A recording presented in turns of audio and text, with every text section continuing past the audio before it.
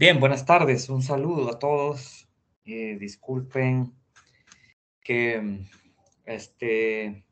no he podido cumplir con mi promesa de un resumen de la última parte de la presentación anterior que habíamos comenzado. Sin embargo, sí se la voy a proporcionar.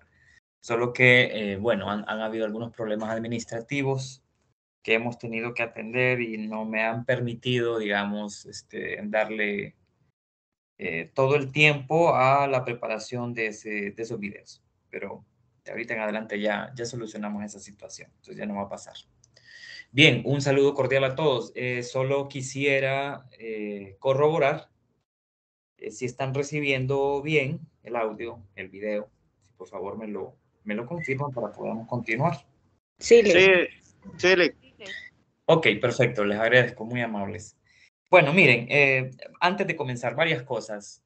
Hoy vamos a empezar a ver un poco vamos a introducir un poco el tema de los protistas y de aquellos, digamos, animales primitivos. Pero antes de eso, quiero decirles que en realidad tenemos que hacer un esfuerzo todos, porque, pues ustedes saben, un contenido bastante grande. Y tenemos que ir al día, no solamente con la lectura, sino también con el análisis de esta información. Cuando estén leyendo y se tengan que detener, porque eso les va a pasar. Cuando uno está leyendo tiene que detenerse porque hay muchas cosas que no entiende al principio. Deténgase, des el tiempo para analizar lo que lee, vea las figuras, vea los diagramas, porque eso le da una idea más clara por ejemplo, dónde están las estructuras de las que se está hablando, o cómo se observa la característica de la que se está hablando, etcétera. Entonces, tengan mucho cuidado con eso. Siempre utilicen las ilustraciones, las figuras, los dibujos que aparecen en los libros, las tablas de resumen que aparecen en los libros. Háganlo porque de esa manera, pues, se va a aprovechar mucho mejor la información. Bueno, si hicieron su tarea la semana pasada, si hicieron su tarea de haber leído el capítulo 7, perdón, lo que están viendo en pantalla, el capítulo 7 del libro de Principios de Zoología de Hickman, pudieron darse cuenta de que el estudio de los animales es bien complejo desde su concepción, incluso desde antes, porque si recuerdan en la lectura de este capítulo, si recuerdan, espero que lo hayan podido leer todos, más por aprender en realidad, no tanto por cumplir un requisito, sino por aprender.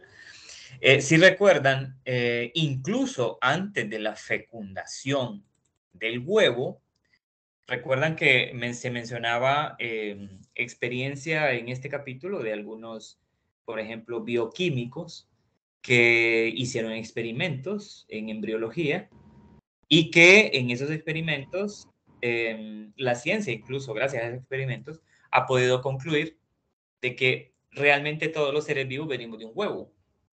Eso es una aseveración bien interesante, porque cuando uno la analiza, llega a la conclusión de que es así. Todos los organismos vivos llegamos a través de un huevo. Eso lo decía un filósofo y ni siquiera era un bioquímico, aunque tenía conocimientos fuertes sobre la ciencia química y la biología misma. Este filósofo se llamaba William Harvey y William Harvey nos dejó ese legado que hasta el día de hoy sigue siendo vigente. Todos los seres vivos venimos de un huevo, todos. Entonces, incluso antes de que el huevo del que surgimos ustedes, yo y todos los seres vivos, antes de salir de ahí, antes de desarrollarnos como una especie única y diferente a todas las demás, ya hay una programación celular que hace que un organismo sea completamente diferente a otro. O sea, todo ese programa molecular que está guardado en el ADN que contienen las células. Si leyó el capítulo, recuerde esto. El huevo, o el óvulo, en este caso, en nuestra especie y en otros organismos también se le llama óvulo, huevo. El óvulo, antes de recibir al espermatozoide, está programándose para una serie de cambios físico-químicos que van a dar lugar, después del contacto con el espermatozoide, van a dar lugar a una secuencia ininterrumpida, una secuencia que cuando inicia no se va a detener, una secuencia de acontecimientos que no son más que reacciones químicas, ¿verdad? Que transforman la forma, el tamaño, el número de partículas que forman esa célula y que al final dan lugar a una serie de características muy propias de cada especie, ¿verdad? Entonces, nunca se les vaya a olvidar, y esto para la vida, no para ahorita necesariamente, cuál es ese proceso o esa secuencia general de acontecimientos que ocurren previo a el nacimiento de un organismo, de una especie cualquiera, ¿no?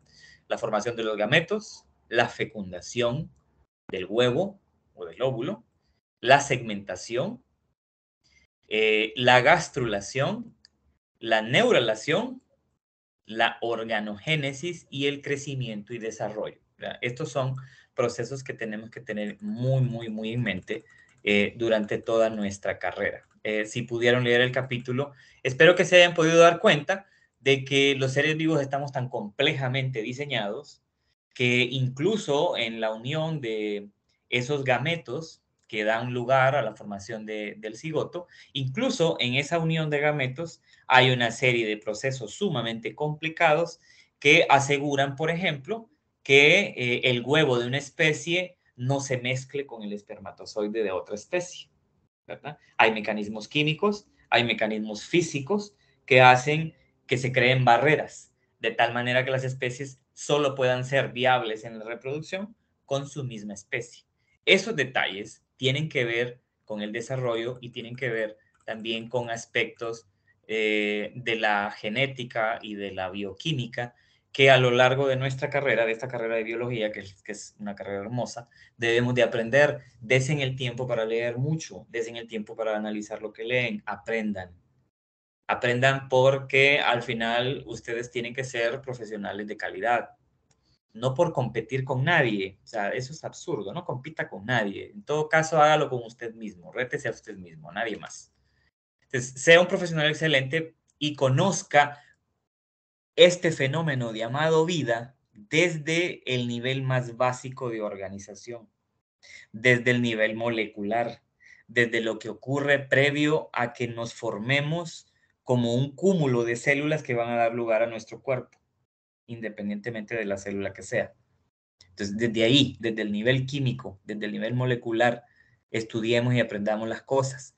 Aquí, recuerde, aquí se hace una relación sumamente compleja al principio, después de leerlo por un rato y volverlo a leer otro rato, entiende uno que es un huevo isolecítico, que es un huevo mesolecítico, que tiene que ver con, ya saben, la distribución del vitelo. El vitelo es la comida de la que se alimenta el embrión.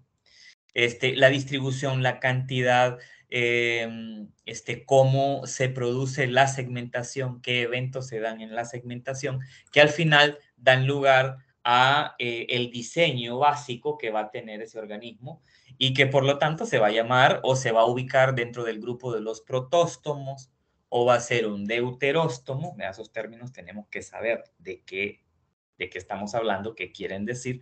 Y eso solo lo sabe uno primero leyendo y luego haciendo un análisis.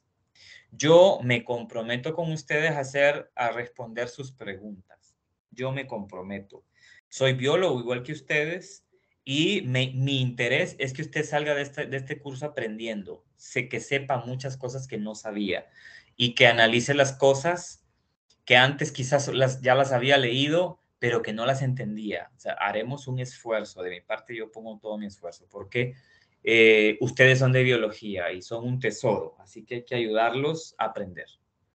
Así que yo estoy comprometido con ustedes para que aprendan, ¿no? Pero primero ustedes tienen que leer, meditar analizar lo que está leyendo para que luego lleguemos a conclusiones y tengamos unas pláticas muy edificantes. En este momento no me voy a centrar más en este capítulo. Quisiera hacerlo, pero solamente les voy a recordar una imagen que está más adelante en este capítulo y que resume algo importante que quiero decirles antes de que comencemos a empezar a hablar de los protistas. Bueno, esta imagen que está aquí casi al final del capítulo. Vea usted esto es bien importante. Después de la fecundación, se forma un cigoto, es una célula binucleada, usted lo sabe muy bien, un micronúcleo del espermatozoide, del macho, del padre, y un macronúcleo de la madre. Ambos se van a combinar su material genético, sus genes los van a combinar y van a dar lugar van a dar inicio a una serie de procesos de segmentación, que ya sabemos que no son más que la producción a través de mitosis de la masa celular en mayor cantidad. O sea, se van a producir pequeñas células que van a tener cada una material hereditario, van a tener los genes de los padres, de las células madre y padre, ¿sí? Eso es la segmentación. No es un aumento de tamaño del cigoto, en realidad es una división en partes, ¿no? Es una redistribución del contenido genético de los núcleos que forman ese cigoto para luego prepararse para un desarrollo no solamente en tamaño, sino un desarrollo en cuanto a partes, especializar ciertas capas de células para que produzcan ciertas partes del cuerpo y ciertas cavidades en el cuerpo, y al final eso sea la base del arquetipo de esa especie. Un arquetipo es el diseño básico, es como la estructura básica, como el cascarón del cuerpo de ese organismo o de esos organismos, ¿no? Luego viene de la segmentación, ahí viene la gastrulación, que es donde sí comienza ya la célula a convertirse en más células en tamaño, en distribución, hay una redistribución de la posición de las células y esto va a dar lugar a la producción de un ectodermo, de un endodermo y de un mesodermo. ¿Qué son estos? ¿Qué son estas? Estas son capas germinales o capas de células que van a especializarse en producir ciertas partes y cumplir ciertas funciones en el organismo. Es bastante sencillo a veces saber de qué estamos hablando cuando hablamos de un término, como por ejemplo ectodermo, si estudiamos un poco el origen de la palabra, ¿no? Siempre en biología y en este caso en zoología de invertebrados, recuerde usted que es importante conocer la etimología de las palabras.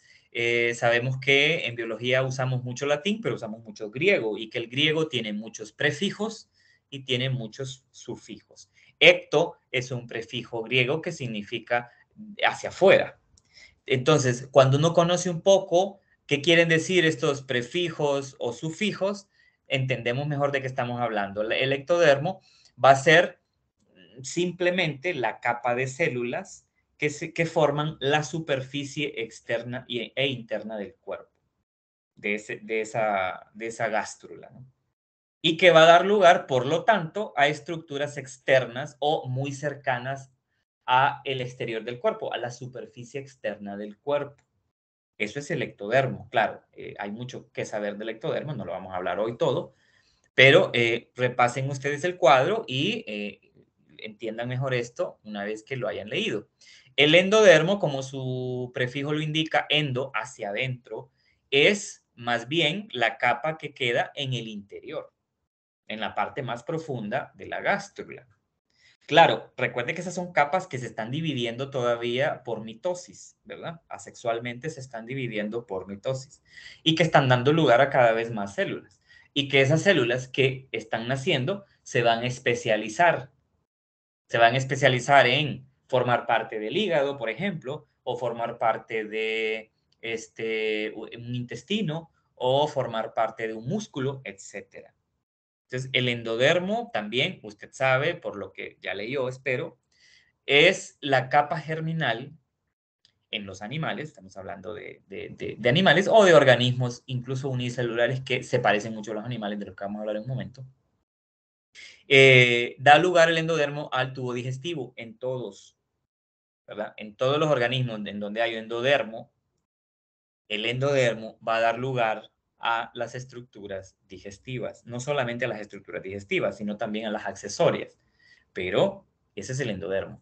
Y luego el mesodermo, sabe usted por la lectura, espero que ya lo haya leído, el mesodermo es una capa intermedia entre ectodermo y mesodermo, por eso está en esa posición también en el diagrama, no está por nada ahí, así, en esa posición. Es intermedia y porque precisamente se forma por evaginaciones o invaginaciones del endodermo. Y que el mesodermo da lugar, por ejemplo, a estructuras de soporte como la musculatura, como la notocorda o la estructura ósea en aquellos animales que tienen estructura ósea o una notocorda primitiva de cartílago o da lugar a músculos, por ejemplo. Esto es bien importante. O sea, no solamente esto, ¿verdad? Sino que hay otras cosas más ahí que estudiar. Pero esto solamente es para recordarlo, porque esto es importante que lo sepa más adelante. Bueno, ahora sí me voy a ir un poco más adelante. Si usted se va al capítulo 10 en el libro de Hickman, puede usar otro, pero puede usar este también, que es un libro bastante didáctico. Aquí se habla ya un poco de lo que son los protozoarios. A ver, más adelantito. No, perdón, en el siguiente que está más adelante. Aquí hablamos de los protozoarios, pero sí voy a hacer una situación aquí que quiero que vean. Resulta que todos los seres vivos, no importando si son organismos unicelulares o si son organismos multicelulares, todos los seres vivos tienen un patrón general del cuerpo, un patrón estructural básico. Es como que yo le diga a usted, cuando usted piensa en un caracol, por ejemplo, usted al pensar en un caracol inmediatamente asocia la palabra con una forma cuya forma también, la forma de ese organismo, está relacionada con su hábitat donde vive. Esa forma está relacionada con su simetría y esa forma está relacionada también con su comportamiento, su distribución, con todas las características biológicas que al final estudiamos de cada grupo de ser vivo. Pero entonces, cuando usted piensa en un caracol, no se imagina a un pulpo. O cuando usted piensa en un caracol o piensa en una hormiga, no se imagina una serpiente. Ojo con decirme culebra, ¿va? Porque culebra es un término común que designa a un organismo de la familia Colubridae, pero no son todas, ¿verdad?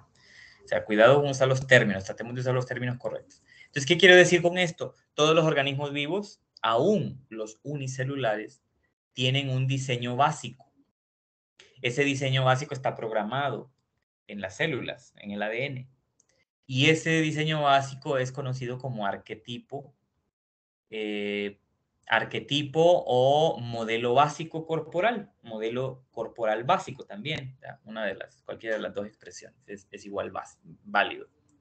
Los protistas, recuerda usted de su estudio de biología básica, los protistas son un reino, o sea, son un grupo bastante complejo, grande, de organismos principalmente unicelulares, ¿Por qué digo principalmente unicelulares? Bueno, porque algunos, aunque realmente su cuerpo es unicelular, viven asociados con otras células para cumplir una función como colonia, como una colonia, ¿verdad? Como uniéndose en una agrupación de células para producir unas ciertas funciones o especializarse en unas ciertas funciones. Entonces, esto es una característica bien interesante de los protistas. Y es que dentro de los protistas, de tantos que hay, son miles de especies. Ya les voy a dar un dato más o menos reciente de una enciclopedia reciente sobre la vida, de más o menos el número. Pero a pesar de que su cuerpo es una única célula, ya los protistas tienen algo bien diferente, bueno, muchas cosas, pero tienen algo estructuralmente bien diferente con los procariotas. Y es que recuerde, los procariotas no tienen estructuras especializadas, no tienen organelos especializados, membranosos, no los tienen.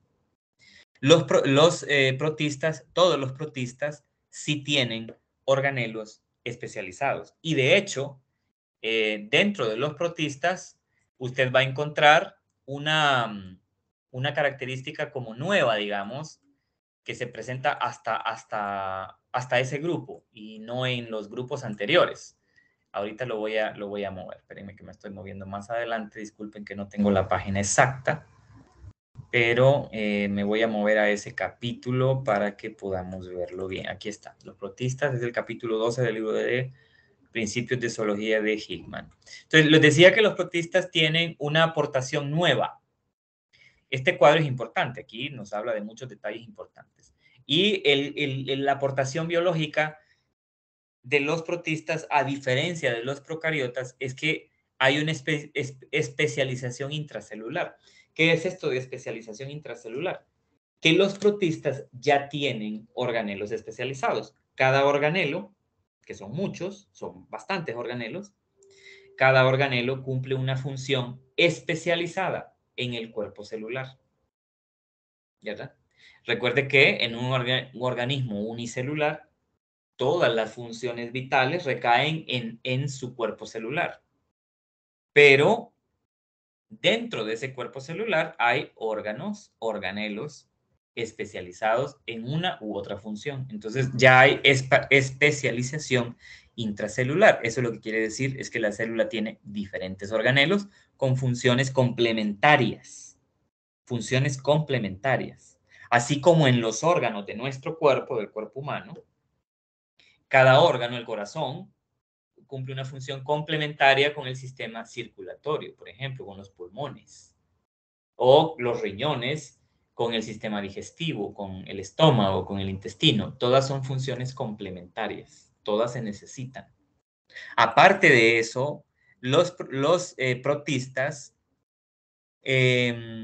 son los primeros organismos eucariotas, porque desde el momento en el que tienen especialización intracelular, ya hay un núcleo definido que resguarda, protege el ADN. El núcleo comúnmente es una estructura, un organelo de doble membrana y poroso, ¿verdad? Tiene poros que están en la membrana, en sus membranas nucleares, y que hacen que haya facilidad de entrada y salida del ARN mensajero, del ARN de transferencia, y de las mismas proteínas que se sintetizan en el citoplasma celular. O sea, el núcleo es poroso porque hay una comunicación molecular ahí adentro, ¿verdad? Entonces, desde ese momento, ya en los protistas encontramos división de funciones entre células. Esto es sumamente importante. ¿Por qué? Porque cuando viven como una colonia, por ejemplo, el género Volvox, lo vamos a ir viendo en fotografías, el género Volvox, creo que aquí aparece pronto en una imagen. El género Volvox es un protozoario colonial. Quiere decir que cada uno de los individuos de la colonia es una célula, pero cada célula adquiere una función diferente. Volvox es muy parecido a Gonium, esta imagen que tengo aquí. Este es otro protista con un género distinto, Gonium. También es muy parecido a Gonium en el sentido siguiente. Si ustedes se fijan aquí en Gonium, en esta imagen que estamos viendo, usted ve que hay unas células que tienen flagelos. Los flagelos son estructuras proteicas, ¿verdad? Son estructuras formadas a partir de microtúbulos, que son proteínas, y algunas células dentro de la misma colonia, porque ustedes ven aquí, cada uno de estos es una célula. Cada uno de estos es un organismo unicelular, pero viven en una colonia.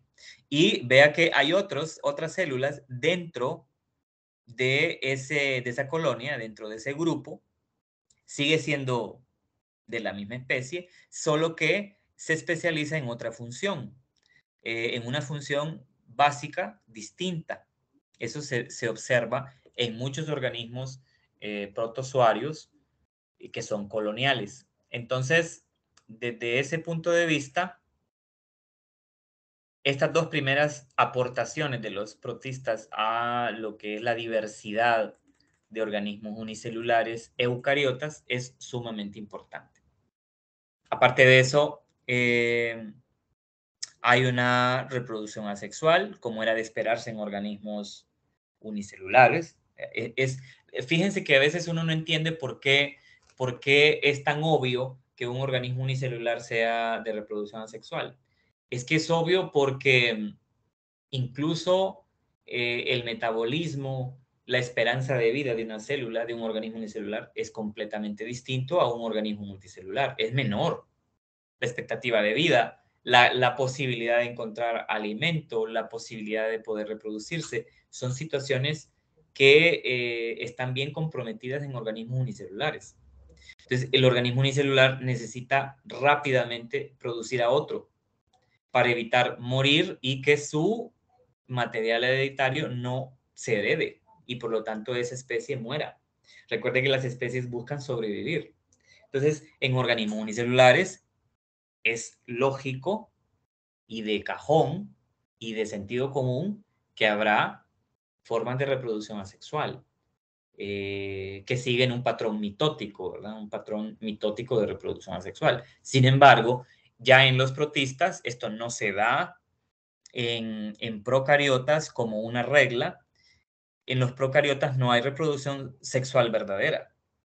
Aquí sí, de hecho, en los protistas hay algunas especies que dentro de la colonia hay algunas especies que una célula se convierte en, digamos, en un espermatozoide funcional y otra célula de la colonia se convierte en un huevo y luego se combinan. Y esto es importante porque eso quiere decir que las células o los organismos unicelulares tienen capacidad de hacer una recombinación de su material hereditario. Es como que nosotros, este es un ejemplo tal vez un poco brusco, tal vez un poco pesado, no sé si va a ser bien recibido o no, pero es un ejemplo, es una analogía nada más. Es como que usted, como persona, como un ser humano, decidiera químicamente, fisiológicamente, decidiera cambiar de sexo. Digo usted, que usted lo decidiera conscientemente, ¿verdad? Y activara una serie de mecanismos metabólicos que transformen su sistema reproductor al sexo opuesto. Es lo mismo en los protistas que pueden reproducirse sexualmente, algunos dentro de una colonia pueden molecularmente, químicamente convertirse en un espermatozoide y, o químicamente convertirse en un óvulo y luego combinarse. Y obviamente al combinarse van a generar a un individuo algo diferente, porque esa es la base de la reproducción sexual en todos los organismos que se reproducen sexualmente, no solamente nosotros los organismos multicelulares y pluricelulares. Otra situación interesante de los protistas en cuanto a esa reproducción sexual es que no solamente individuos de una colonia se pueden transformarse, digamos, en células gaméticas distintas, no, sino un individuo cualquiera, de una especie cualquiera, internamente puede producir o puede transformar una parte de su ADN en un corpúsculo, como en una bolsita que va a dar lugar a la parte masculina, digamos, a los genes masculinos, y dentro de esa misma célula, adentro, en otra bolsita, en otra vesícula, en otro corpúsculo, va a generar o a copiar aquellos genes que van a dar lugar a la parte femenina. y combinarse. O sea, estos ya se combinan ya dentro de la misma célula. O sea, estos son mecanismos bastante complejos. Tal vez se escuchen muy simples, pero en realidad no, son bastante complejos de entender y de analizar. A veces al principio uno tiene que conocer otros datos, hacer otras reflexiones para poder entender bien esto. También existe algo interesante en los protistas, que es nuevo, que no tenían los organismos procariotas, y es que algunas especies forman un exoesqueleto o incluso un endoesqueleto. Que claro, en el caso de una célula, de un organismo unicelular, no va a ser un esqueleto completo, sino que va a ser más que todo como una cubierta protectora, que puede estar por encima de la membrana celular, por encima de la membrana plasmática o por debajo, comúnmente por encima. ¿Verdad? Si es por encima, obviamente estamos hablando de un exoesqueleto, después de la membrana, antes de la membrana plasmática, estaríamos hablando de un exoesqueleto, como lo que ocurre con varios rizópodos. ¿Verdad? Después vamos a ver esos grupos, que son esos protistas que tienen un exoesqueleto calcáreo. Cuando digo el calcáreo me refiero a carbonato de calcio. Es un compuesto químico que lleva calcio y que por lo tanto se endurece y forma una capa protectora dura. Otros forman un endoesqueleto, también muchas veces calcáreo, pero en una configuración estructural algo distinta, que no los hace tener un cuerpo tan rígido, pero sí tener una cierta estructura rígida. Todos los tipos de nutrición los vamos a encontrar en los protistas, estamos hablando de organismos autótrofos o fotoautótrofos, saprozoicos, o sea, que se alimentan de partículas que hay en el ambiente, partículas pueden en su mayor parte orgánicas, aunque también en algunos casos inorgánicas. Y también hay holozoicos. Holozoico comúnmente hace referencia al hecho de que un organismo puede ser facultativo. Es decir, que puede cambiar su forma de nutrición dependiendo de los cambios del ambiente. O sea, que en algún momento puede ser eh, fotoautótrofo y en otro momento, porque cambiaron las circunstancias, se puede volver saprozoico. ¿Ya? Eso es un holozoico, tiene una combinación, digamos, de mecanismos de nutrición, que no la tenemos nosotros los seres humanos y se supone que estamos en el tope de la cadena alimenticia. Usted y yo somos heterótrofos, ¿verdad? Usted lo sabe bien. Usted y yo, los mamíferos, nosotros somos heterótrofos. No podemos fabricar nuestra propia comida. Tampoco podemos cambiar nuestra forma de alimentarnos o nuestro metabolismo químico. No lo podemos cambiar. Y organismos unicelulares sí lo pueden hacer. Entonces, cómo es eso?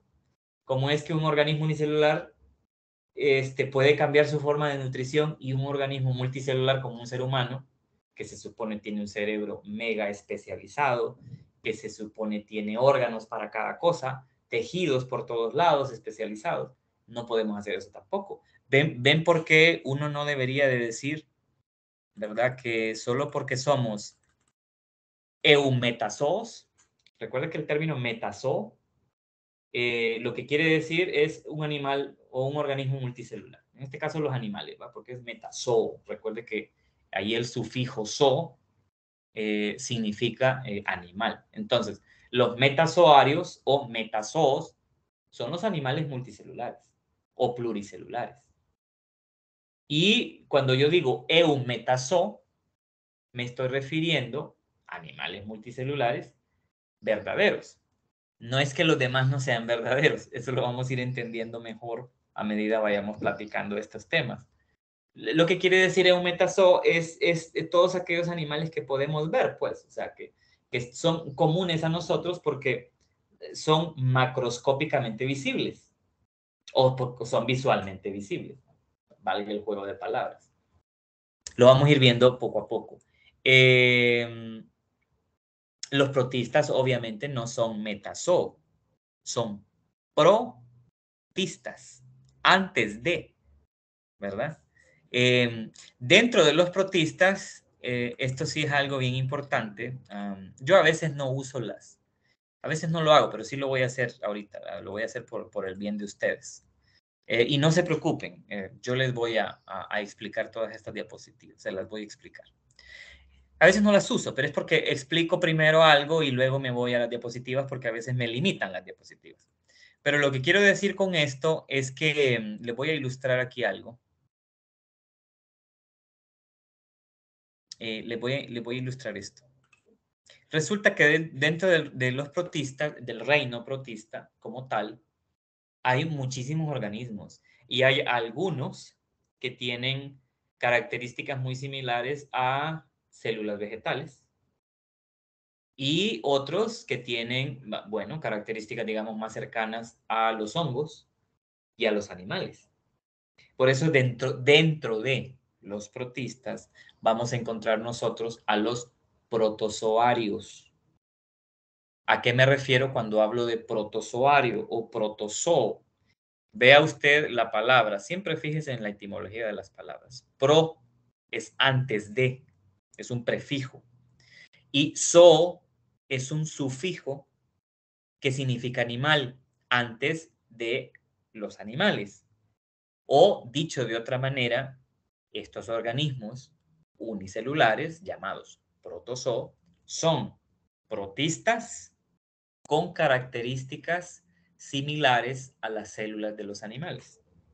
No son animales, ¿verdad? No son animales, no vayamos a confundirnos en eso. Los protistas son organismos eucariotas, sí, pero unicelulares en su mayoría, coloniales algunos de ellos, pero que no son animales, ¿verdad? Son un grupo muy variado dentro de los cuales existe un subgrupo llamado protozoo que tiene características muy parecidas a los animales. Nosotros no vamos a poder estudiar todos los grupos de protistas porque es mucho.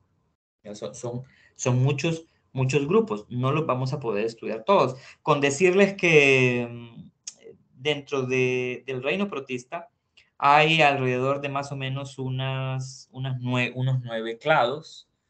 Recuerde que un clado es un término que en sistemática se utiliza para hablar de un grupo de organismos vivos, de un grupo emparentado de una u otra manera genéticamente, un grupo de organismos emparentados genéticamente. Un grupo, no de uno. Cuando digo 9 clados, no estoy hablando, por ejemplo, de 9 clases o 9 filos o 9 subfilos, sino que cada clado puede estar formado a su vez de muchos grupos. Entonces, son bastantes grupos de protistas, no los vamos a ver todos. Y en general el reino protista tiene más o menos unas 841 familias. Escuche bien el número, ¿verdad? Unas 841 familias. Eso es demasiado. Obviamente no podemos estudiarlas todas. Es imposible. Estudiaremos características básicas que nos van a dar las bases para que luego, o a medida usted avance en su estudio de la biología, usted las vaya aprendiendo. ¿Verdad? Eso es algo importante que tenemos que saber. Y no digamos especies. En el reino protista se superan las 74.000 especies. Se superan. Entonces, vean ustedes la magnitud, ¿verdad? Es un grupo bastante grande. Recuerde que aquí estamos incluyendo no solamente a protozoarios, ¿verdad? En los protistas también habíamos dicho que hay organismos con características muy parecidas a las plantas. De hecho, dentro del reino protista están también las algas unicelulares. Esas bueno, de hecho, primero que las plantas. Las algas unicelulares, tenemos que entender que en esta tierra, en esta biosfera tan rica en vida, las algas unicelulares existieron primero que las plantas. Recuerde que hay 3 grupos de organismos fotoautótrofos en el planeta. Las cianobacterias, pero las cianobacterias, aunque son muchas, las cianobacterias no aportan mucho, digamos, a otros grupos, se aportan a ellas mismas. Mientras que las algas unicelulares, las algas protistas, Estas algas son la base de la alimentación o de las cadenas tróficas, de las redes tróficas en los ambientes acuáticos. Son las mismas algas, algunos grupos, que usted encuentra en su pila después de que pasan 7, 8, 10 días y usted no lava su pila. ¿Qué es lo que se le pega ahí a las paredes? Se le forman algas. Claro, también hay otros organismos ahí, pero una parte de esos organismos que crecen en su pila o en un recipiente donde usted guarda agua, que no lo ha lavado por mucho tiempo, esas son algas. Y entonces las algas, que están también en el río, que están también en la poza, que están también en el mar, son muchísimas. Grupos de algas hay exageradas. Incluso hay algas que no son unicelulares y aún así son protistas, que son esas algas macrocelulares o pluricelulares, como dicen los libros, como el kelp.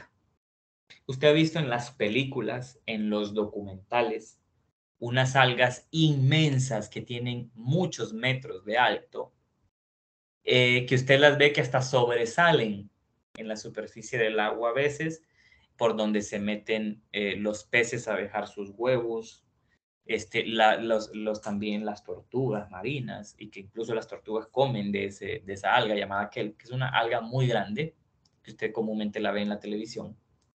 Esa también es un protista, también es un protista, no es una planta.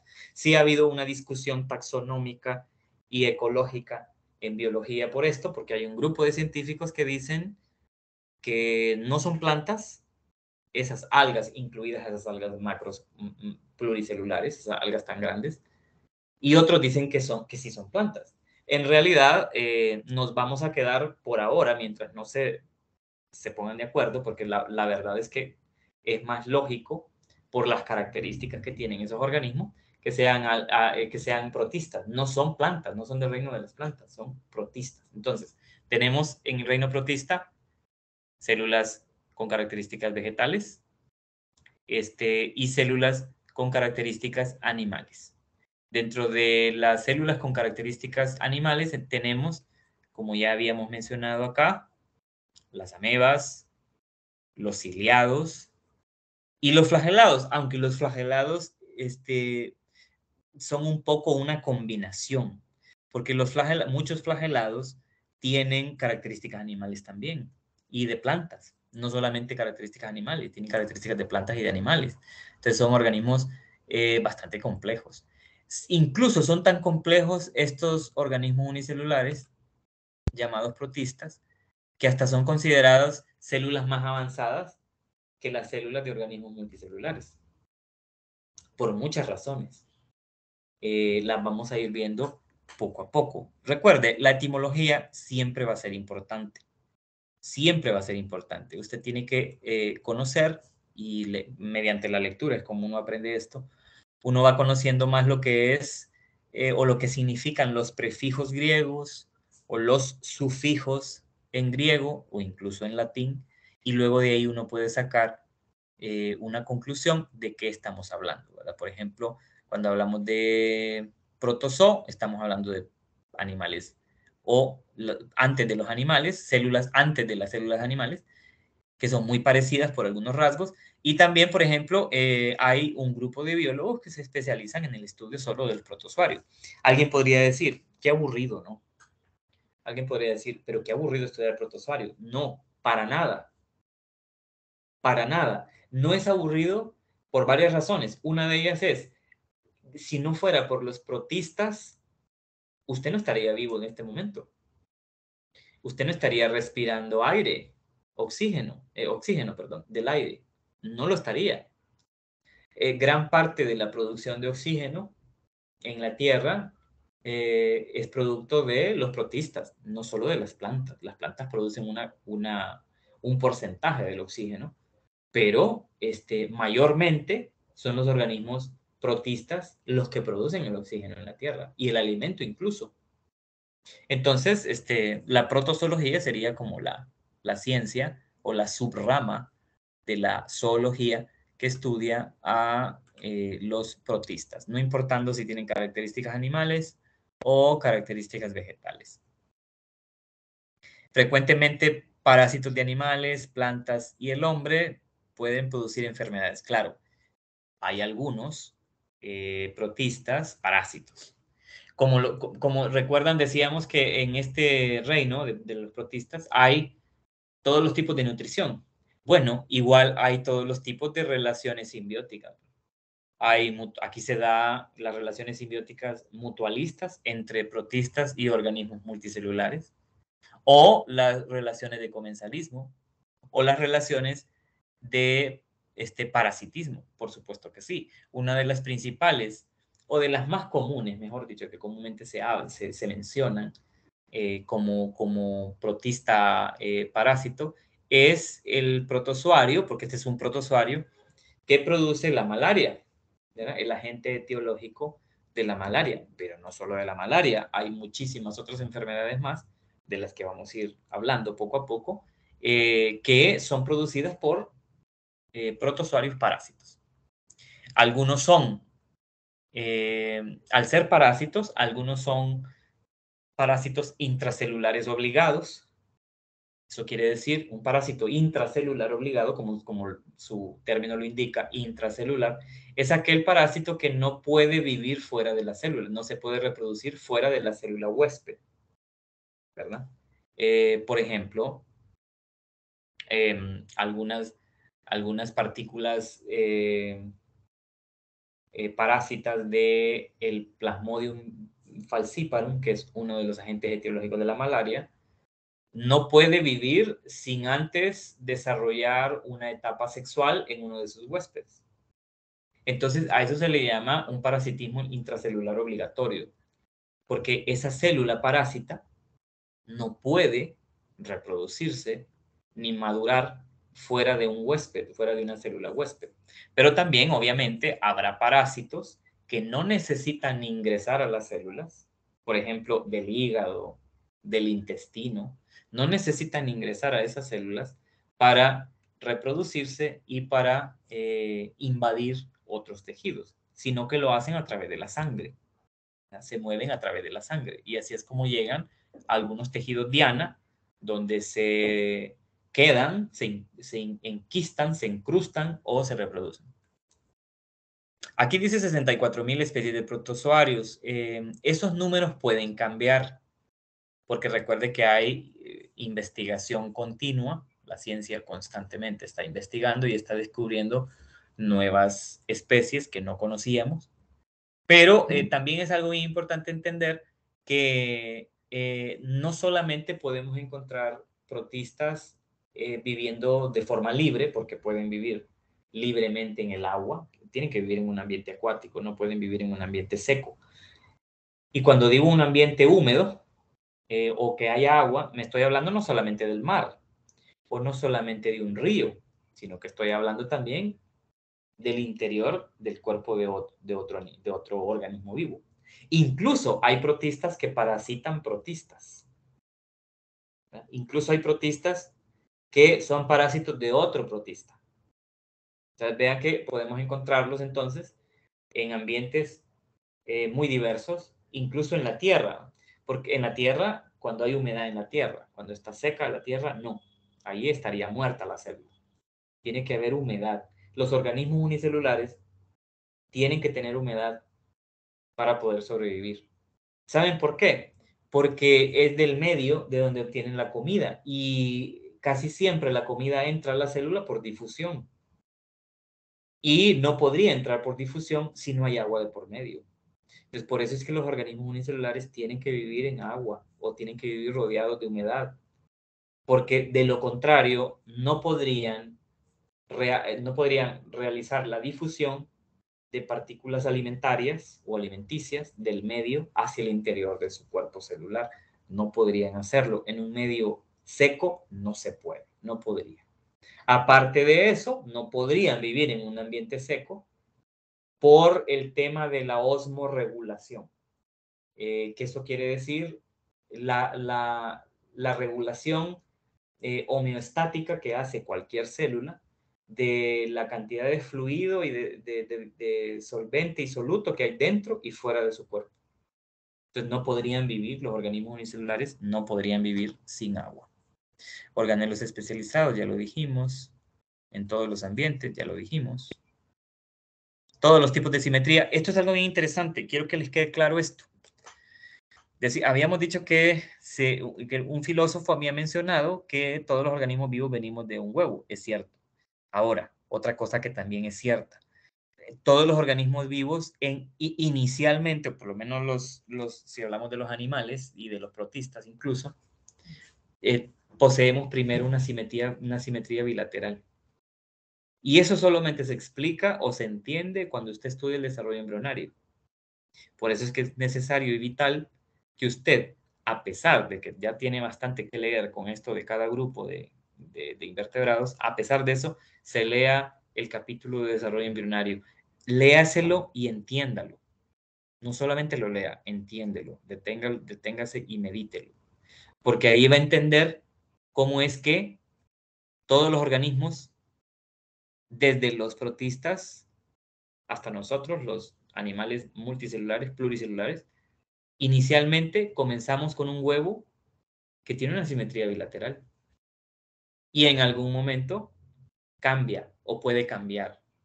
Y el organismo, a medida que crece y se desarrolla, puede llegar a ser asimétrico o tener una simetría radial o una simetría birradial o una simetría esférica.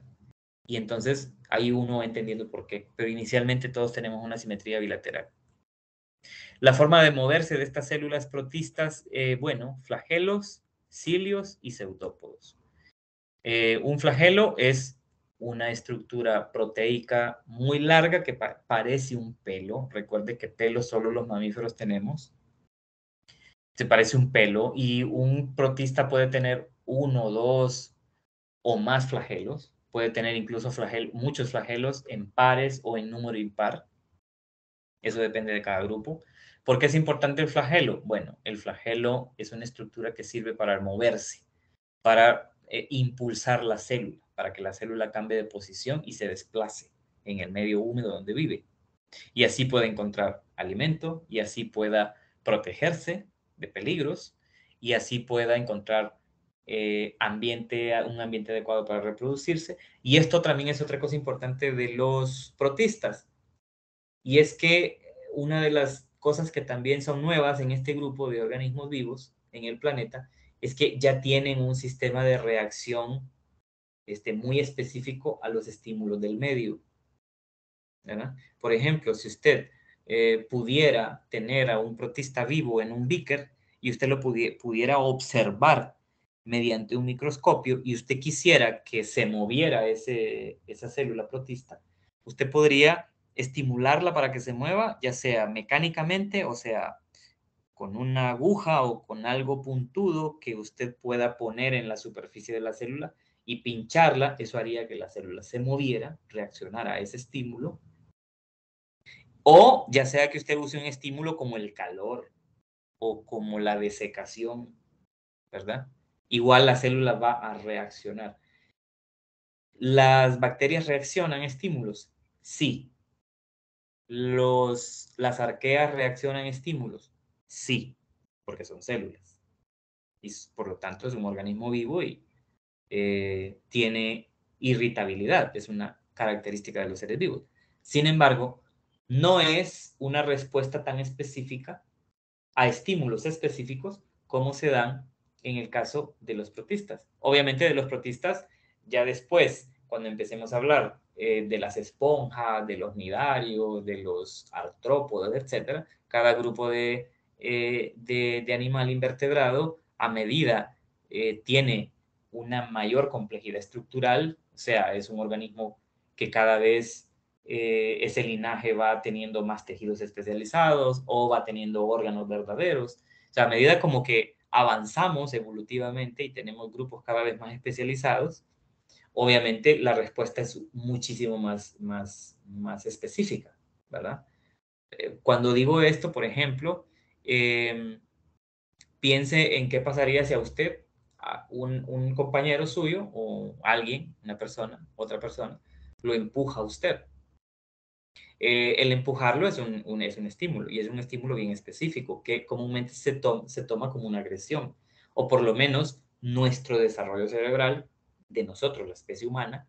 Si alguien nos empuja, inmediatamente la interpretación que hacemos es agresión. Eso es una respuesta bien específica de nosotros, los seres humanos. No necesariamente esa va a ser la misma respuesta en otro organismo vivo, no. Cada organismo vivo, cada especie tiene respuestas programadas, respuestas instintivas a diferentes estímulos del ambiente. Bueno, son las 4, ya me agarró la tarde. Son las 4 de la tarde, nos vamos a quedar ahí. Esto está grabado, esto se sube al aula. De ahora en adelante vamos a ir avanzando más. Lo que pasa es que es necesario que ustedes sepan cosas que de repente no están ahí en las diapositivas. Y yo se las voy a decir, porque me interesa es que usted se ponga a pensar, analice y conecte un fenómeno con otro. O sea, recuerda al principio lo que les había mencionado, la biología es una ciencia de interacciones, es la ciencia de las interacciones. Usted, al ser un biólogo, aprenderá cada vez más en este proceso de su formación profesional, aprenderá cada vez más a cómo relacionar un fenómeno natural con otro. Y eso se espera de nosotros los biólogos, ¿verdad? Que al nosotros ya tener nuestra formación completa, entendamos muy bien las relaciones y las interacciones que hay entre fenómenos en este planeta y que seamos los más capacitados para hacerlo, o sea, o deberíamos de ser los más capacitados para explicar esas interacciones entre organismos vivos entre sí o entre organismos vivos y el ambiente físico. Bueno, lo dejamos ahí. Un placer. Mañana seguimos, ¿va? Por supuesto. Mañana continuamos con este tema. El tema, para que lo vayamos leyendo, capítulo 12, los protistas con rasgos animales. Capítulo 12 del libro de Hickman. Ustedes pueden usar otros libros. Les subí este otro atlas temático de zoología de invertebrados. Por ahí también busquen el tema de protistas y denle una leída porque aporta otras informaciones que no están en el libro de Hickman necesariamente. Justin. ¿Lo pronuncié bien o lo pronuncié mal? Sí. Listo. Sí. Dígame. Licenciado, ¿usted va a congelar el ciclo de vida? Miren, eso ha sido una discusión bastante larga que se ha tenido y hasta el momento no hemos congelado ciclos de vida con la profesora, porque esto es una clase unificada y todo lo que se haga debe ser unificado. Por supuesto, hablando de criterios generales de evaluación. Había un criterio para congelar ciclo de vida y es que usted solo llevar esta clase como por segunda vez y tuviera un mínimo de 5, de 6 en ese ciclo de vida. Entonces, ese es como un criterio básico que se estaba tomando para poder hacer ese congelamiento de ciclo de vida.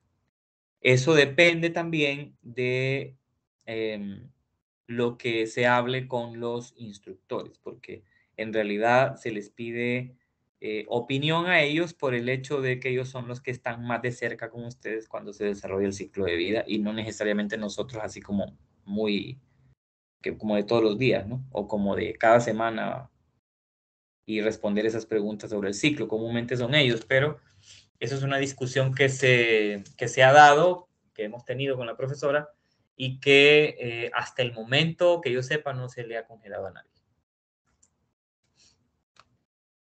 Gracias. Alguien más creo que tenía una pregunta. No, ya no veo. No, ya no hay otra pregunta. Si alguien más tiene alguna duda, con gusto.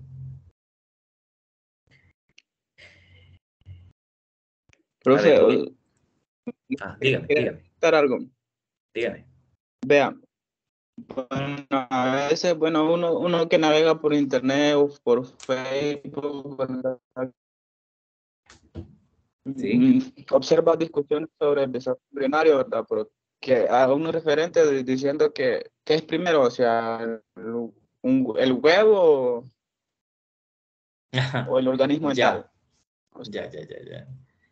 esa pregunta es una pregunta que se ha hecho en todas partes, ¿no? Y que se ha hecho a todos los niveles, escolar, universitario, posgrado, etc. Desde el punto de vista evolutivo, desde el punto de vista evolutivo, el huevo es primero. Es la etapa primigenia de desarrollo de un organismo vivo, desde el punto de vista evolutivo. Desde el punto de vista de la creación, primero fue la gallina. Ahora, esto no es un tema que vayamos a necesariamente discutir desde todos esos puntos de vista, porque cada quien tiene el derecho de tener una opinión. Pero para efectos de esta clase y para efectos de los temas que estamos desarrollando en este momento, esa pregunta, que es una pregunta bien compleja de responder, la respuesta básica desde el punto de vista evolutivo es que el huevo es primero. ¿Por qué? Porque ya le expliqué, ya les dije, que el huevo es la etapa primigenia de desarrollo de un organismo vivo, de cualquiera, no importa de qué organismo sea. No importa si es una planta, no importa si es un organismo unicelular, no importa si es un hongo o un animal. Es la etapa primigenia de desarrollo, el huevo. ¿Sí? Usted puede tener argumentos que Sí, difieran. Ajá. Usted puede tener argumentos que sean convincentes, que refuten esa opinión. No es mi opinión, en realidad es una opinión basada en el desarrollo evolutivo de los organismos vivos. O sea, no es mi opinión personal. No voy a hablar de mi opinión personal. ¿Por qué? Porque entraríamos en unas discusiones innecesarias que nos van a llevar mucho tiempo y no tenemos ese tiempo. Pero desde el punto de vista evolutivo, todos los biólogos en el mundo reconocen que el huevo es primero. No, solo aclaro, no necesariamente es el punto de vista individual que tiene uno. No necesariamente. Ni tiene por qué serlo tampoco. No vaya a caer usted en el error de pensar de porque usted estudia biología, usted tiene que ser un defensor acérrimo de la teoría evolutiva. Bueno, primero hay que conocer la teoría evolutiva porque generalmente la gente no la conoce, no sabe de qué se trata. La gente solo repite lo que escucha en la televisión o en los medios de comunicación, ¿se han fijado? Entonces, no es realmente lo que la gente cree. La teoría evolutiva es algo mucho más grande de lo que se cree y es mucho más compleja de lo que se cree. Entonces, primero deberíamos de estudiar la teoría evolutiva para pues tener el criterio de poder decir, bueno, a mí me parece que de esta teoría es cierto esto, o yo por lo menos comparto porque la lógica, mi razón me dice que sí.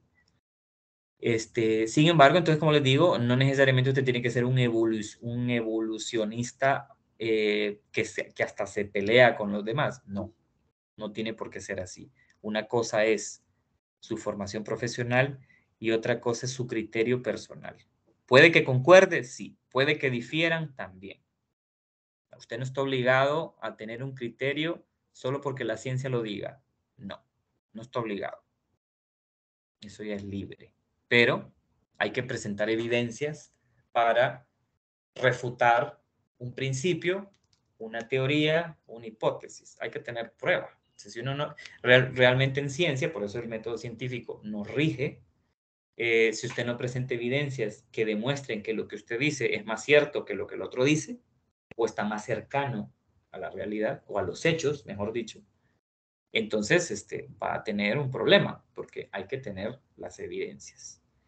Sí, podemos hablar de esas cosas en algunos momentos, no hay ningún problema. Incluso personalmente, si usted quiere llegar a platicar conmigo de eso, con gusto lo recibo, hasta con café y pan lo voy a recibir. Y podemos platicar, sin problema. De hecho, es bueno hacer eso, hacer esos ejercicios de discusión. Bueno, si no hay nada más, continuamos el día de mañana. Mañana a la misma hora, a las 3 y 5. Generalmente yo comienzo a las 3 y 5. Por alguna razón hoy no les pude mandar la invitación, no se iba, no sé por qué. Vamos a analizar eso, qué pasó. Pero entonces abrí de forma directa la videoconferencia y por eso ustedes pudieron ingresar con el enlace. Igual mañana esperen la invitación a su correo, porque siempre se trata de generar una invitación en el correo para que quede evidencia de que se están haciendo las videoconferencias. Bueno, quedamos ahí entonces hasta mañana. Voy a cerrar hoy, ya son las 4:10. Nos vemos mañana a las 3 de la tarde. Gracias, Liz. Gracias, Gracias, Liz. Liz. Adiós, Liz.